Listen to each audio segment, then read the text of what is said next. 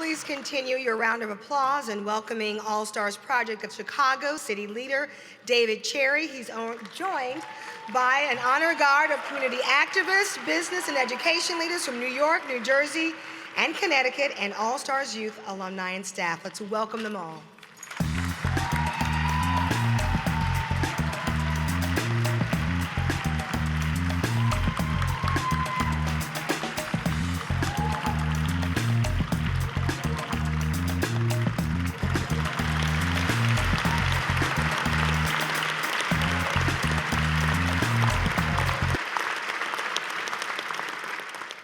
I am proud to stand here tonight as an All-Stars leader who has developed many partnerships and friendships with our supporters in the business community, many of whom are here tonight.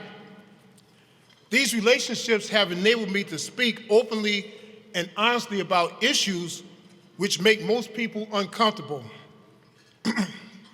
Conversations about race and poverty can be very divisive and polarizing, and very uncomfortable to speak about in mixed company. People of different races see the world based on their own life experiences. As uncomfortable as these conversations can be, we must begin to have open and honest conversations with each other if we are to move forward as one nation. Thank you.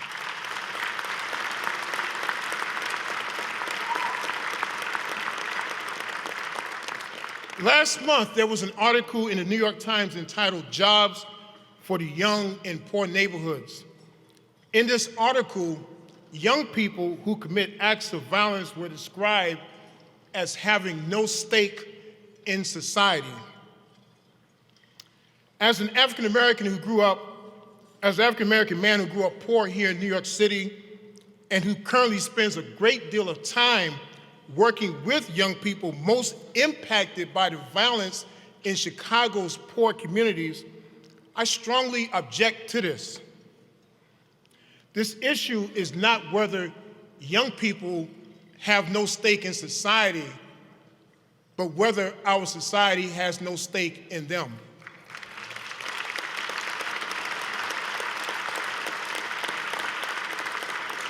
This is an issue which is very personal for me.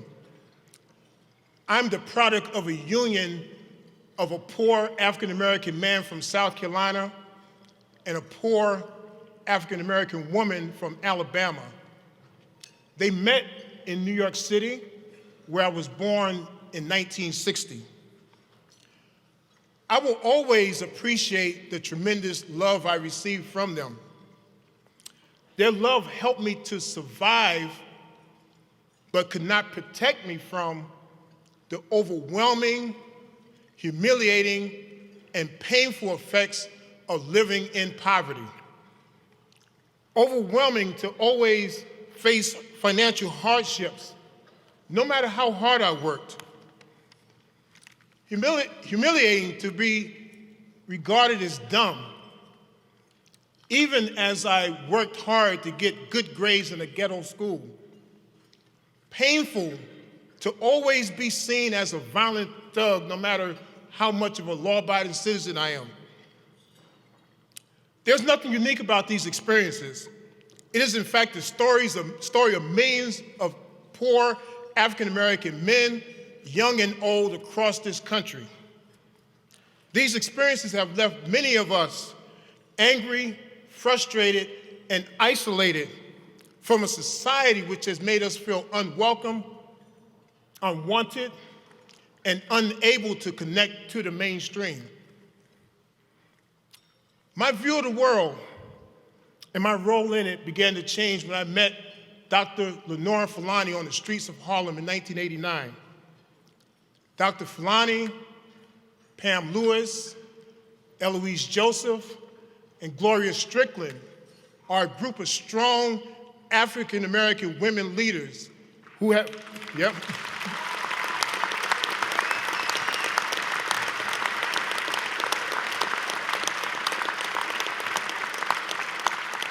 They are a group of strong African-American women leaders who spent over 30 years inviting poor African-American men like me to join and build the All-Stars community. They are some of my best teachers, and not just with learning to run the programs, but more importantly, how to talk publicly about what it means to be a poor African-American man in this society. We have to be honest about the devastating impact our anger, our frustration, and our isolation is having on us and our communities.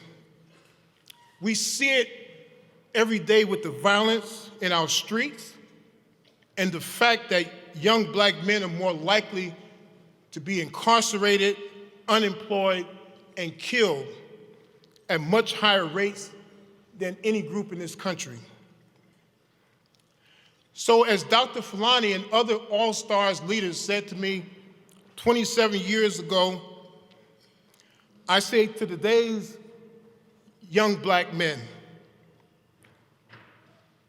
we believe in you. We have a stake in you.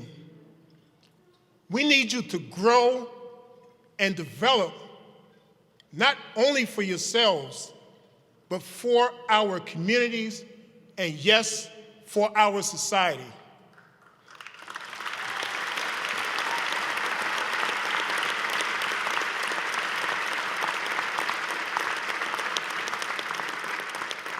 We will not move forward without you, and we refuse to leave you behind.